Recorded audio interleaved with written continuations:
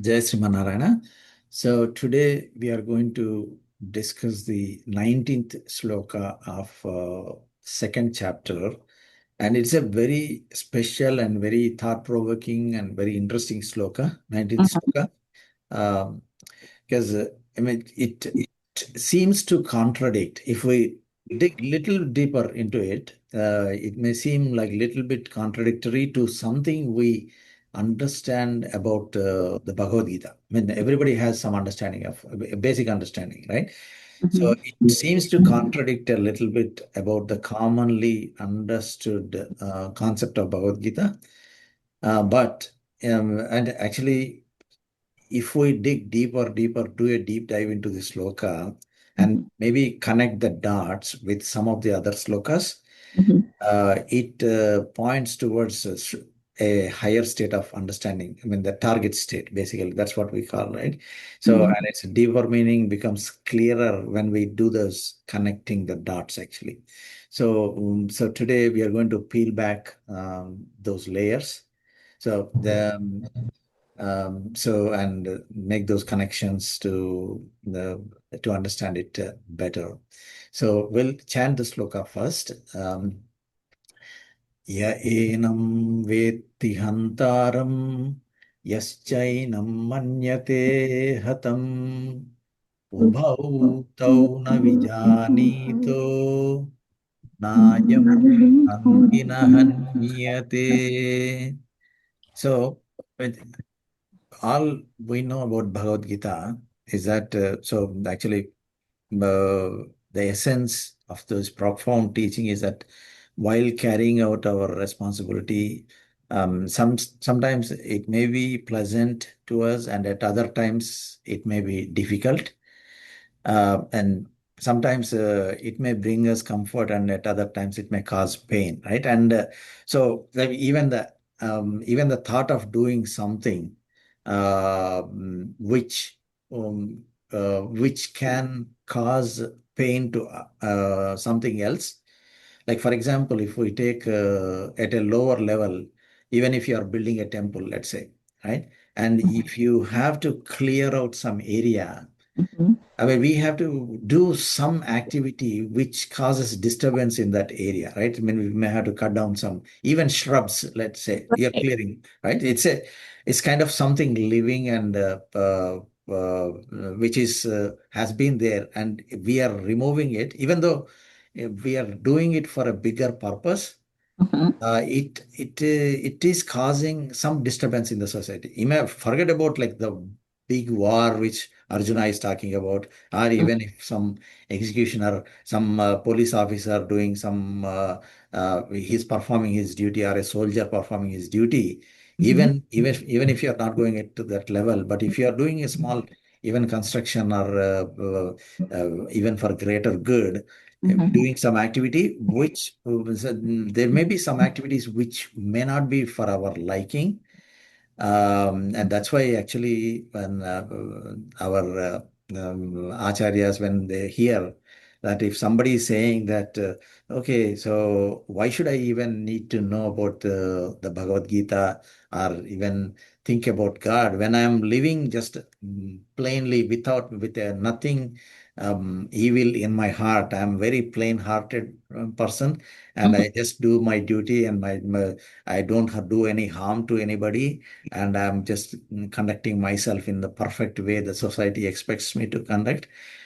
So is it really possible to live like that? I mean, even if we are just walking on the road, we may be causing some disturbance in that level. Maybe we are stepping on very small animals which are going by their business and causing harm to them. So even to that extent, it is very difficult to conduct ourselves in the society without causing any disturbance, right? So Right. yeah, exactly that. That is what I mean. That's why Acharya says if somebody is saying like, okay, I do live without committing any mistakes, they are ignorant, right? So, well, it's okay. Let them do that. But so going back to the kartavyam, right? We have to performance our responsibilities, whatever is due expectation of us. we have to perform no matter what the results are. I mean, so, of course, we are talking about the regular duties which are kind of assigned to us or ascribed to us, or the society expects us to do in our regular profession. So now,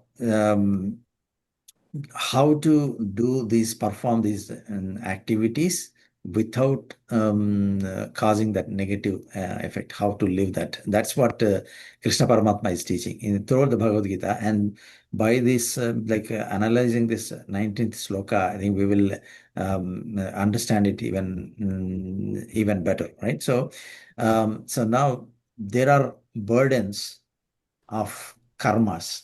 As I was saying, right? Any karma that we do, we accumulate those burdens of those karmas. There is no going about it. Like they either do punya karmas or papa karmas. We attach the burdens and we carry them from one life to another, one life to another. So that's the basic understanding of the Bhagavad Gita or even Vedic scriptures, right? That's what our Vedic scriptures say. I mean, not many lifestyles or the people of different faiths, they may not agree, but this faith in this where we are, we accumulate these results of these karmas, and then we carry from one life to another, right? So, but the and it is common understanding for all of us who understand even basics. It is that we must reduce those karmas, or we should not attach the karmas to ourselves. So we don't have to experience those good and bad things which come with those karmas, right? So that's the so how do we do that? Such understanding develops when we follow the path accepted by the elders and perform we do the listening, shravanam, meaning listen to the teachings of the elders or gurus, acharyas, a lineage of acharyas, right? So in this second chapter, Bhagavan Krishna Paramatma explains the context of pleasures and pains experienced by the body while we carry out these responsibilities, and how we should receive them and how we should understand ourselves so that we do not step back while performing our duty. That's what Arjuna is exactly in this situation. He is stepping back from his performing his duty because he doesn't want to bear those karmas, right? But is that the right thing to do, stepping back from from our actions? Obviously, the answer is no, right? No. So exactly. So I mean, now to answer that, like now go step by step, like we have in the past few slokas of second chapter, we understood that Atma is there and Atma is. So he's teaching in the starting the 11th sloka of the second chapter. Sri Krishna Paramatma started teaching about giving Atma Jnanam to Arjuna. So I mean through Arjuna to all of us slowly, so that the Atma is it is indestructible, and so the Dehantara Prapti will happen. So those kinds of concepts he's been giving, and he's saying, so I mean, even we observe in a daily life, like when a person has passed away, and we say that he's gone, he's no longer there. Meaning, so we unknowingly or inherently we believe that he is something which is departed from that body, right? And that's the basic understanding. And therefore, so that's what Krishna Paramatma is telling. Grieving for the body and constantly thinking about body comforts are not appropriate because it is not permanent. So it is asat, right? So sat is permanency, but asat is not permanent. And that's what we have been talking now. So in now with this background, now we come back to this sloka, right? Ya enam veti hantaram yaschainam manyate hatam ubhau tau na vijanito Nayam hanti nahanyate. So where ya enam vetti hantaram. So the jiva whom we say, whom we indicate when we say I or he, right? So we think that he is the hanta, meaning he is the doer or he's responsible for his actions. The doer is the jiva, the soul within, I mean, we basically, right? I am the doer. That's what we are thinking, right? I am responsible for this action. And let me turn off this phone quickly. 1 second. Mhm. Sorry. So, so this he so we as a jiva, we are thinking we are the doers and we are responsible for actions. In this case, Arjuna is thinking, I am the responsible for the destruction of all these people there, right? And so, and there, so, but is he really the doer? Are we really the doer? That's the question that we want to answer now, right? So now, when an action is performed, so let's break it down a little bit by bit, right? So when an action is performed, there is one person we all know who is the karta. Karta means the doer, right? And there is another person who is a preraka. Preraka means who? Like what is a preraka in Sanskritam? Prerak. He's the prerak. Meaning? Somebody encourages somebody. Yeah, exactly, sir. Thank you. So who instigates or who encourages the person to do? So basically there is a doer who is the karta, and there is a preraka who encourages this person to, or they who instructs this person to do. All right, right. So then, so there are two different actors here. Now, so one person says, "Okay, you go and do this work," and then while the other person is actually performing it. Right. So the person we see the person who is performing the action, but we may not always see the person who inspired him. So only the action is visible. Action of the person who is acting is visible, but the person who is inspiring is not visible. Right? You are all with me so far, right? So therefore the person directly present and performing the act appears to be the karta, or the doer of that action. So, ya enam vetti hantaram, in the action of this hananam means destruction, one may think that the jivudu is the jiva is the karta. So, meaning the soul is the, as in this case, Arjuna, who is the Arjuna, the soul, Arjuna, is the karta. Right? So far, like that's the understanding. That's what the common understanding. Now, what is Krishna Paramatma saying here? Yaschainam manyate hatam. So, and in this case, the killer is the karta, right? The person who is doing the hananam. In the first sentence, he's saying there is one jiva who is doing the killing. Yaschainam manyate hatam. So the jivudu becomes the karma in the act of killing. So the karma, so there is another jiva who is being killed is the karma, is the subject, right? So object, basically. Karma is the object, right? So basically, I mean, if we take, there is a subject, there is object in, like if you go to the grammatical level, so let me write it down a little bit here. So I mean, we are all seeing the screen, right? So basically, there is a karta karma kriya. We all studied when we were children. There is karta, which is the subject, right? That is the grammar basically. Karma is the object, and kriya. Every sentence, everything, there is a karta, there is a karma, and there is a kriya, which is the verb, right?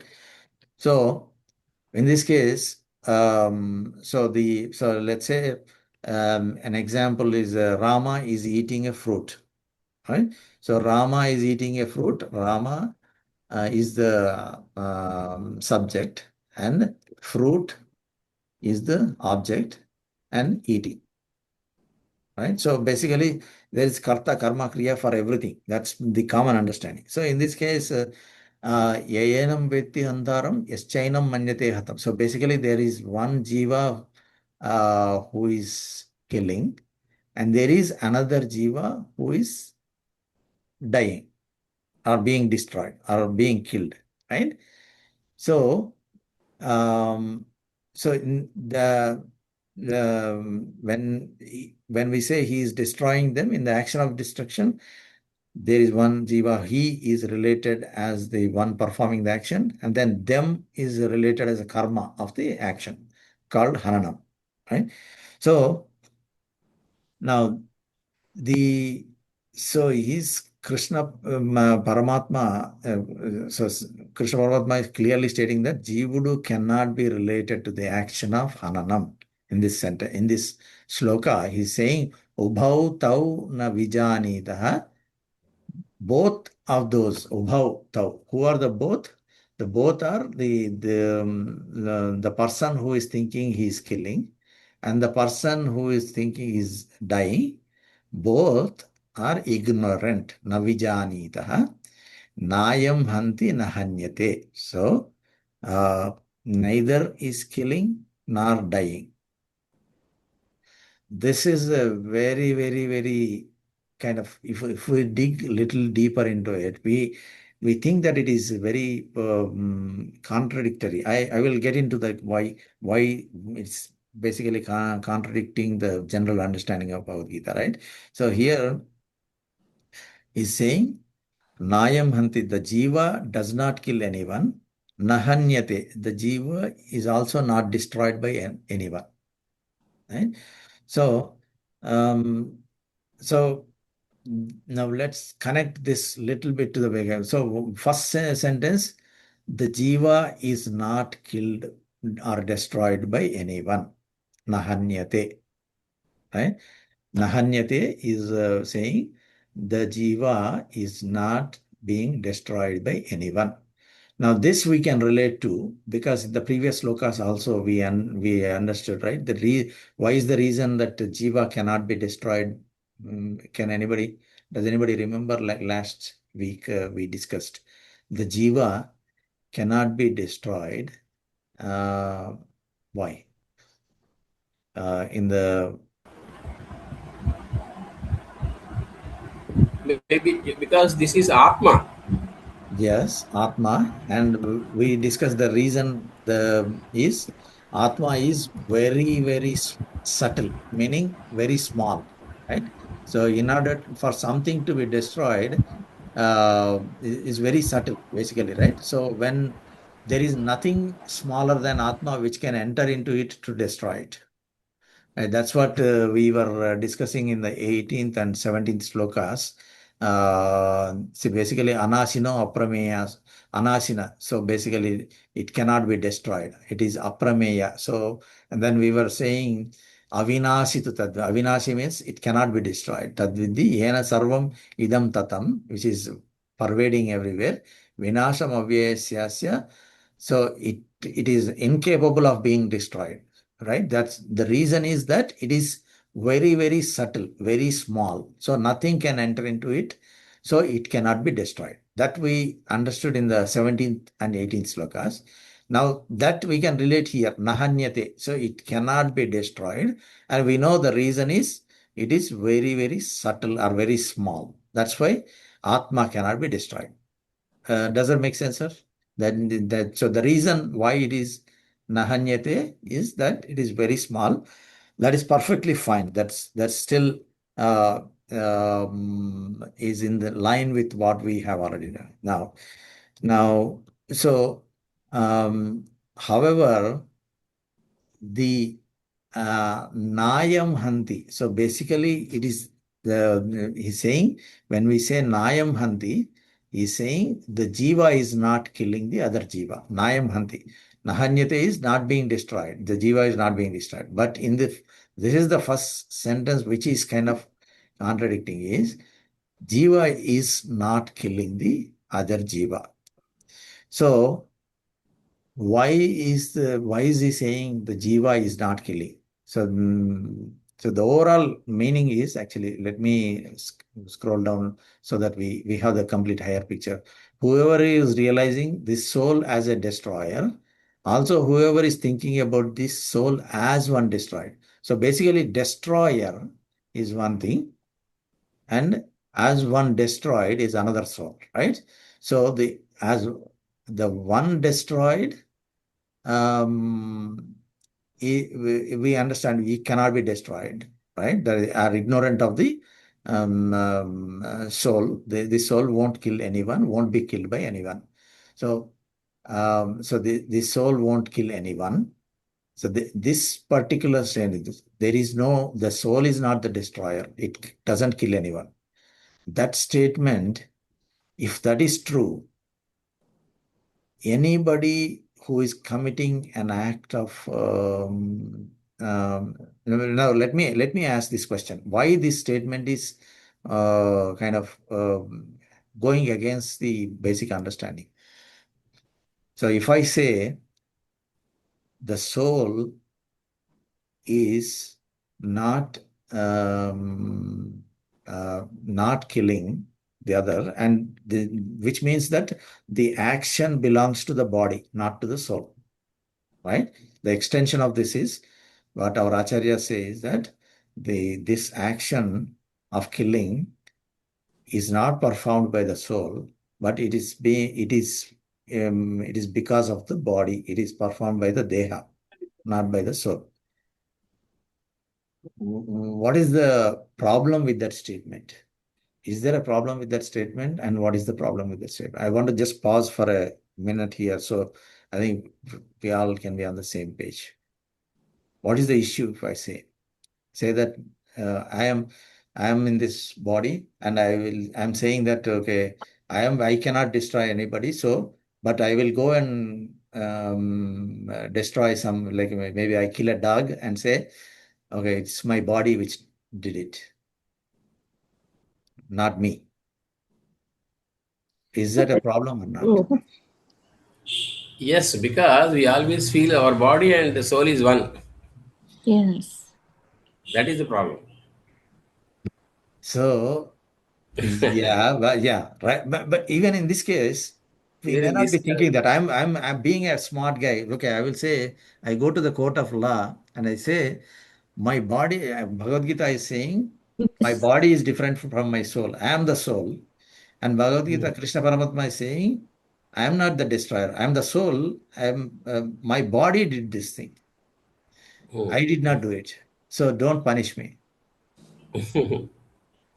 Yes, Right? that is the issue. That is a big issue with that statement. That would be the issue Yes. if we misunderstood what Krishna is saying. Krishna Paramatma is not saying incorrectly, but that's a very in order to understand this, I think we have to make a lot of connections, because this is contradictory. And so basically, it's a big uh, saying that it is soul is not the destroyer, the body is the destroyer. But are we living like that? So that's the question. Are we living to the true statement of, I mean, to make that statement true, right? So now we will so we will connect the dots now, right? So if the body is the one that performs the action, now let me go back. Let's not even go to the court of law. Now, but one basic understanding from our Vedic scriptures is all of our karmas, or the good karmas, bad karmas, we know that they are getting transferred to the next life, right?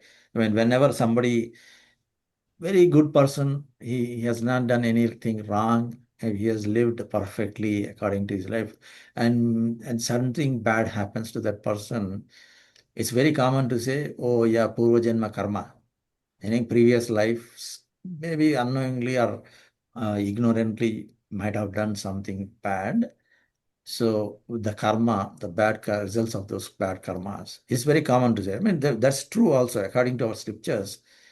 The karma, the good karma's results we may experience in this life. Bad karma results also we experience, right? So the biggest problem with the statement is, with this statement, the body is the destroyer, not the soul is the destroyer.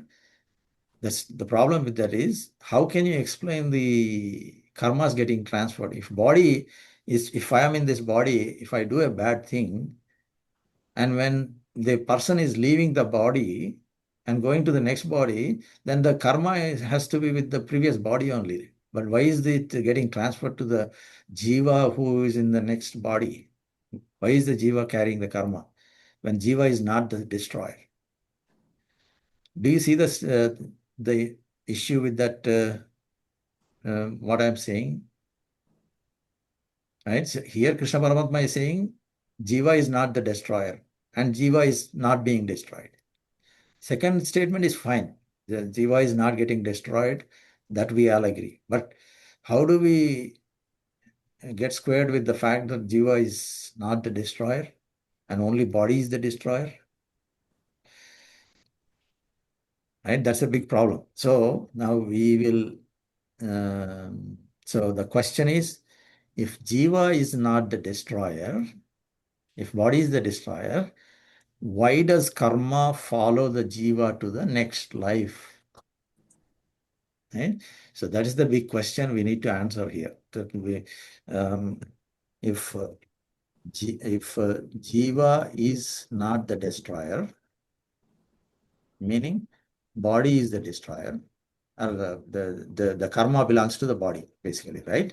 That's what this statement is. This sloka is saying. Karma belongs to the body. Then why is the karma following the jiva to the next life? And so now extend this to another level. Okay, so he's saying, well, we all know that it is the karma which is following jiva to the next life. And then we can ask ourselves, how can we make the karma not follow us to the next life? That is the goal of entire Bhagavad Gita. Okay, so now we'll come to these two statements. I think we need to dig deeper to understand. I hope all of you are on the same page with me about the actual problem, right? The problem of the statement. So now we know that because the physical body, like now, if I go back to my body and my soul, we all know that this body is my instrument, right? The body is doing whatever I want, I tell it to do. As a jiva, or the soul, I am telling the body to do something and it is doing. You agree with that, right? So basically the intention, the desire, and the attachment and the decision behind the action belongs to the jiva, because jiva is, as a soul, I am instructing the body, right? And so that's the common sense now. So for example, like a person uses a knife to either basically to do some favor, like maybe a surgeon doing a surgery, or maybe a thief using it for the bad purpose. It is an instrument, right? The knife is an instrument, and the hand operates the knife, and the body executes the movement, but the intention or the decision is done by the person, the jiva, right? So basically, the jiva is the instructing, and the body is the instrument. So now, now the so because if somebody does um, something bad with a knife, it's not the knife that gets the punishment. because it physically made the contact, but it just physically made the contact, but it's not just like that. Physical body is not an independent agent. The jiva, which knowingly has the desire and initiated an action through the body, becomes connected with the karmic result. So that's what the great acharyas and interpret it, and that's the most logical thing to understand, right? So, um, so, um, so this is what. So um, then what travels from one body to another, right? So the jiva leaves the body, gross body, and then goes with the sukshma shariram to the next life. I mean, so that's what in the Bhagavad Gita he explains later in the 15th chapter. Shariram yadavapnoti ichchapyutkramati ishvaraha gruhitvaitani samyati vayurgandha nivashayat. So that's so he's saying jiva leaves the body and acquires another. It takes the mind, senses, and elements. Just like the wind carries the fragrance. That's what Krishna Paramatma is saying. So it is the jiva that is going from one body to another. So when the body performs the movement, it does not act independently. And jiva is the conscious agent. That's what in this sloka also he's saying, right? So this is all building step by step what what Krishna Paramatma later on explained. So now the so based on the discussion so far in this sloka, Krishna Paramatma is saying the action, the karma belongs to body. But we all know that the karma is following from one life to the other. So our goal is, as Krishna Paramatma is saying in the 19th sloka, to actually truly make the karma belong to the body, not to the soul. That should be our goal. So that we don't carry the karma to the next life. Okay? So that is our goal. So basically, our goal is to make the karma not follow us to the next life, and leave the karma with the body level only. We don't carry it to the next life. Just as Krishna Paramatma is saying, body is not the destroyer here, right? Whoever is thinking the soul is the destroyer is ignorant. That's what he's saying, right? So, and so which means that it has to be left to the body. So we have to understand, and this is what the entire Bhagavad Gita is all about.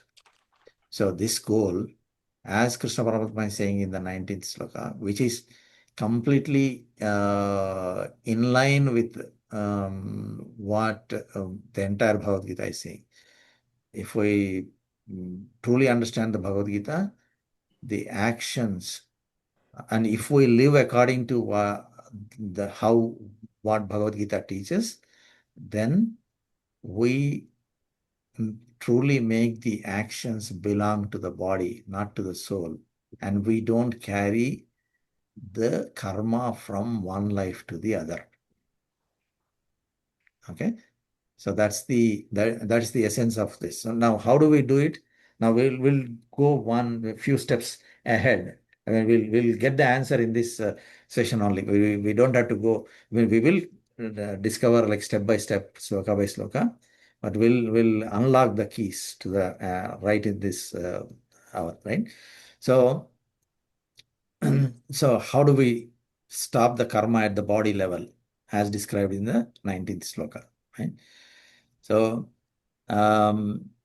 let's say can I say that this jiva, which is with embodied with this panchabhutas, right? We all know this jiva, I mean the soul, in the body. In the meaning, we are embodied in this body with the Panchabhutas, and we are associated with the Prakriti. The Panchabhutas are nothing but Prakriti, the nature, right? These elements, 5 elements, are from this nature. And can we say that? Think that he is doing the work. He is actually, if we think that we are doing the work and actually carrying it from one body to another, if I surrender all my actions and results to Paramatma,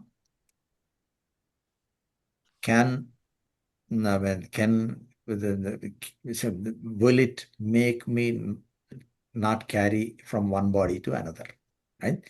So this is what we have heard multiple times also previously. When as we are we are journeying with this Bhagavad Gita for multiple lectures we have heard.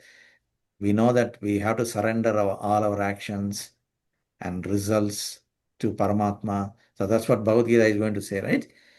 So can I say that by surrendering all my actions and results to Paramatma, so that the key to leaving the karma with the body and not carry it to the next body. Right?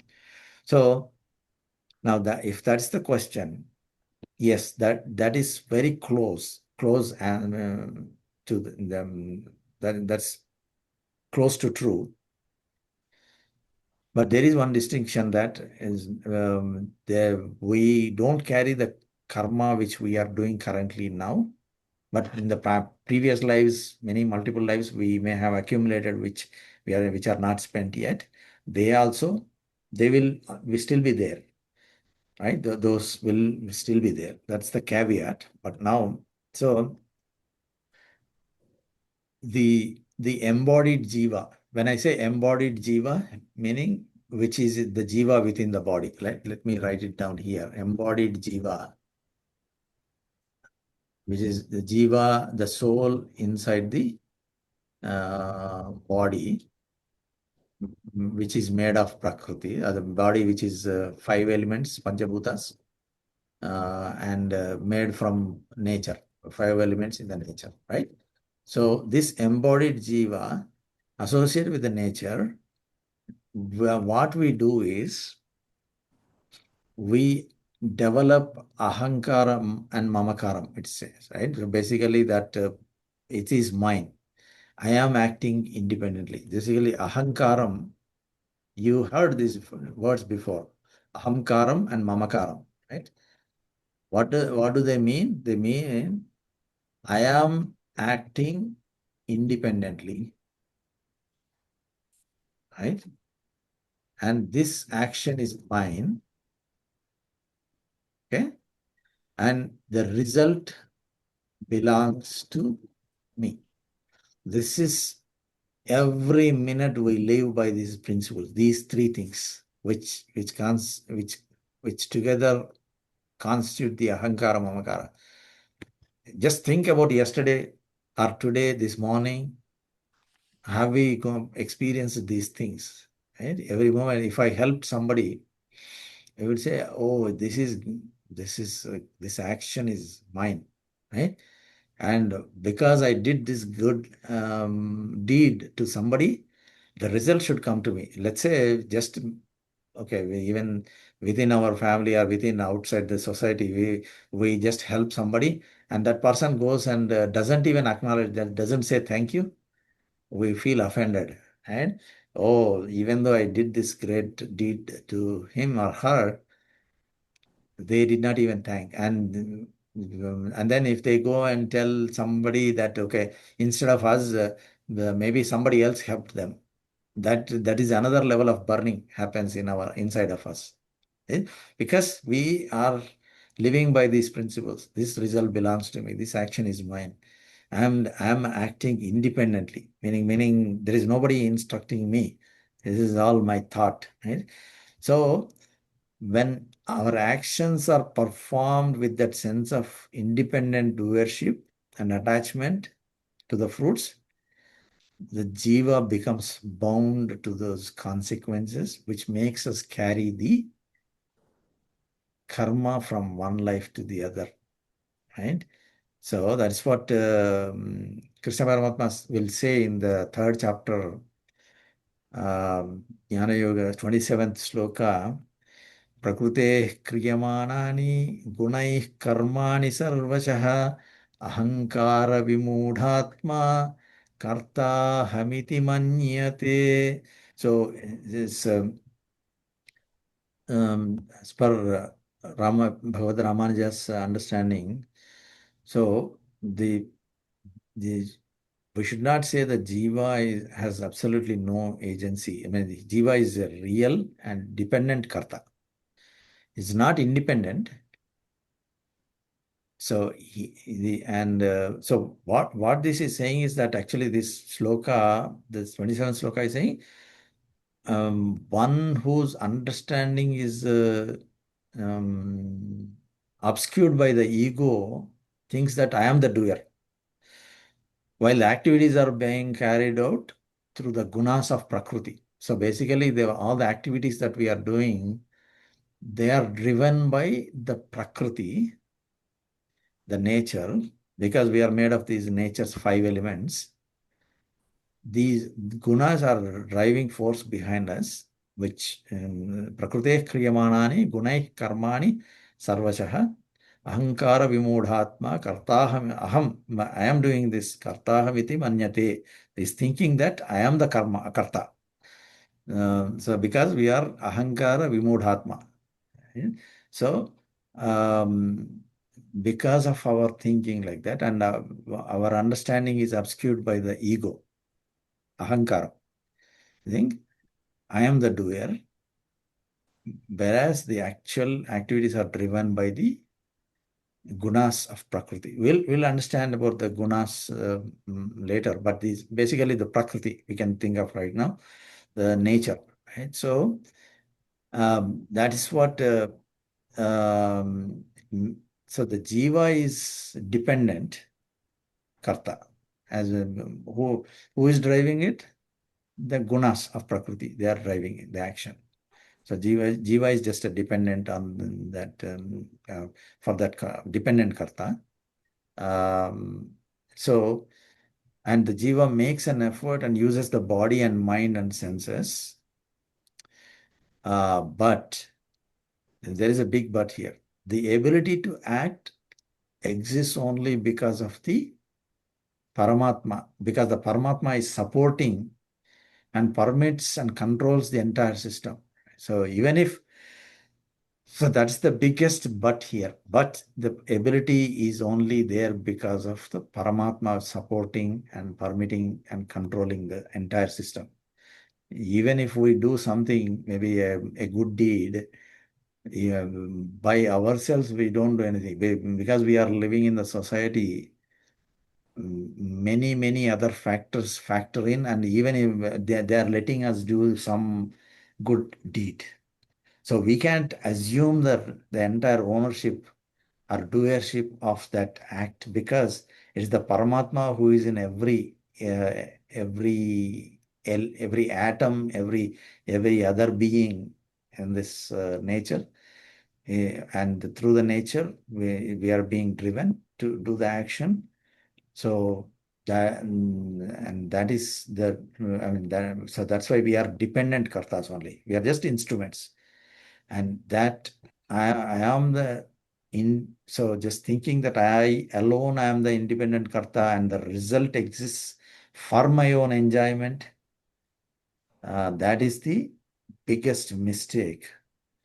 And so instead of thinking I am participating in this action, I'm just an instrument. So that should be the line of thought. Right?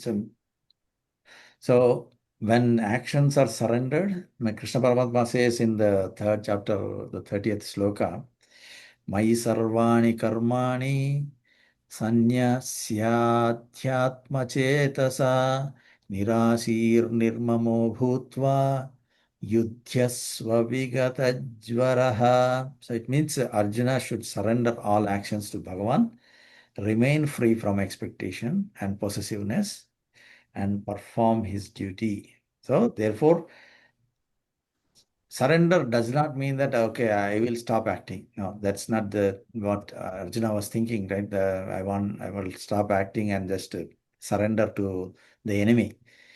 That's not true surrender. So, the surrender means the ability, body, and opportunity are given by the Paramatma. And I am performing this action as his instrument and a servant. Right? And the action belongs to him, and the result also belongs to him. So, that's what we actually, you might have heard multiple times this sloka. Every day after puja or after doing anything, we say, Kayena vacha manasendriyarva buddhyatmana va prakriti svabhavat karomi yajyat sakalam parasmai narayanaayeti samarpayami srimanarayanaayeti samarpayami.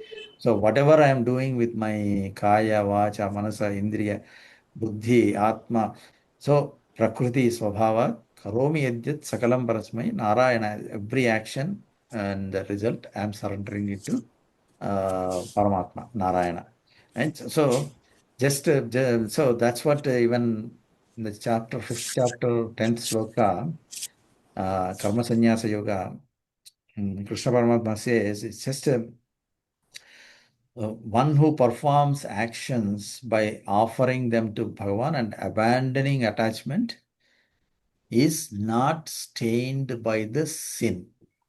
Meaning the punya karma or papa karma is not attaching to him. Like just like a lotus leaf is not stained by water. So lotus leaf is it's born in the mud, right? But it doesn't stick to it. Like Brahmanyadhaya karmani sangam tyaktva karoti yah lipyatena sapapena Padmapatram ivambhasa. Padmapatram ivambhasa. So basically, lipyatena sapapena Padmapatram ivambhasa. It doesn't, just like the lotus leaf is not stained by the mud, the the the results of the actions do not get attached. The sin is not getting attached to the body, to the soul, right? Then so it gets attached to it remains at the level of the body only. So then is that the key? Yes, that is the key to not carrying the goal. Basically, the goal we have here, right? How can we make the karma not follow to the next life? That's everything what Krishna Paramatma is giving the keys one after the other, one after the other. So this means nothing can gets passed into another body. It doesn't nothing gets carried from one body to another body. The karmas, the good karmas or bad karmas. So for when actions are performed when genuinely surrendered, we can't fake this. We can't cheat the system around this, right? We can't just say, oh, yeah, well, just outside loud, we can say, oh, yeah, I'm surrendering this. Okay, Kayana Vacha Manasendriyarva Narayana is Samarpayami. We may say 100 times, but are we really genuinely doing it? And so are we surrendering it and freedom from attachment? When we genuinely surrender and live freedom from attachment, no new binding karmic bondage is created. The bondage is not created. The action what we are doing may produce some result in the external world. When we are like, you are building a temple, clearing the garden, something is being removed, cleared out. So the actions have some external result in the world, but it does not create the bondage which the jiva has to experience in the future. Right? So only when we live like the Padmapatra Vivambhasa, the like the lotus leaf. So those are all the keys, multiple keys. It's a very, very loaded concept, right? I mean, easy to understand the concept, but living by that principle is the hardest, right? So now even taking one other example like Bhagavad Gita, the fourth chapter, 23rd sloka, so jnana sannyasa yoga. So it says gata sangasya muktasya jnanavasthita chetasaha yajñāyācharatah karma samagram praviliyate. So one who is free from attachment, established in knowledge and acts for Bhagavan, the binding karma is completely dissolved. Right? So, so the cause of bondage is being destroyed without residue. So, if we live according to that, but the actual statement of like nothing will be carried into another body, it requires true and complete surrender, not just verbal. That's what great acharyas say. So I think it's a journey. I think it's a practice which we all can achieve that state with a lot of practice. Yeah, I think so. Then finally, the Charama Sloka, we all know, 18th chapter, 66 sloka, says, Sarvadharman parityajya mamekam saranam vraja aham tva sarvapavebhyo mokshayishyami masya.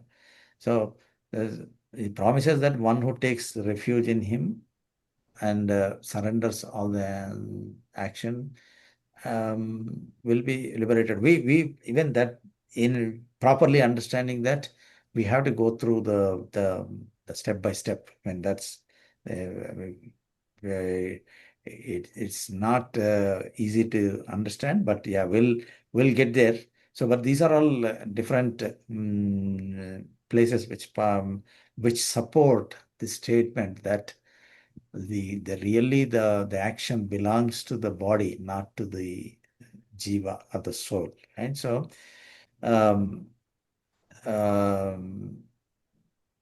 so that's how we avoid attaching or binding the karma to the jiva. So the key is not the abandonment of the karma, but the abandonment of swatantra kartrutva, meaning independent action, where I am the independently doing, I'm not dependent on anything. So mamakaram, so the phalasakti, meaning the attachment to the result.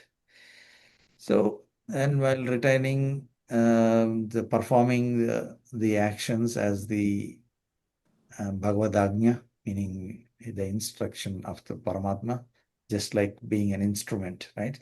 And then Kainkarya Bhavam, Phala Samarpanam, Samarpayami. So Sarvam Sri Krishna Arpanamastu. So when somebody is acknowledging our actions, and that is Sarvam Sri Krishna Arpanamastu. So that way we can escape from this bondage. So we can truly accomplish the goal of making the karma not follow us to the next life. That's what in the 19th sloka is saying. You are truly not the destroyer. You're not truly the jiva is not truly the destroyer. And that way, the jiva is not getting the karma to the next life. So that's the essence of this sloka, and the contradiction and the not when explaining explaining that it is not contradictory to the entire theme of Bhagavad Gita, or the concept of Bhagavad Gita. So that's the 19th sloka. Any feedback or comments? I think. Right? It's a lot of thinking. Yes, sir. This is like a thesis, PhD thesis. So I Exactly. think, yeah, so it is with In depth. listening it multiple times, and they we can probably get it attached to our DNA and ingrained into our DNA. Okay, Jai Sri Manarayana. And so we'll wrap up with the ending prayers.